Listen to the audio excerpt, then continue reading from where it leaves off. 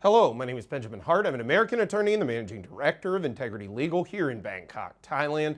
As the title of this video suggests, we're discussing what apparently is looking to be a new 90-day visa exemption for at least Canadians and Americans. And I thought of making this video after reading a recent article from the Thai Examiner. That's thaiexaminer.com.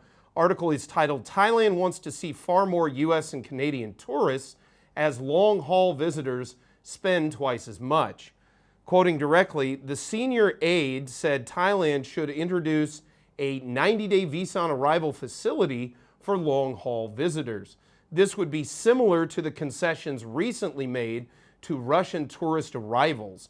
It is understood that the Tourism Ministry, along with the Foreign Affairs Ministry, are also considering a wider package. So first things first here, what are we talking about with regard to the Russian situation? Well, as we discussed in a prior video, Russian nationals, as well as I believe Kazakh nationals as well, folks from Kazakhstan, were granted this new 90-day visa exemption, and presumably it was for the duration of high season. But what we're now seeing is there seems to be some movement toward making these new visa exemption rules more permanent, as evidenced by the fact that the Chinese are now being allowed visa exemption looking like on a permanent basis. They've already announced this, that from March forward, Chinese nationals will have visa exempt status into Thailand. Now, I believe it's for 15 days, although it hasn't been fully clarified yet, so we'll keep you updated on that down the road. But for now, it also looks like this could end up being a benefit to at least American and Canadian passport holders, as they too seems like will be allowed to come into Thailand and spend 90 days at a stretch without even the need for any type of visa.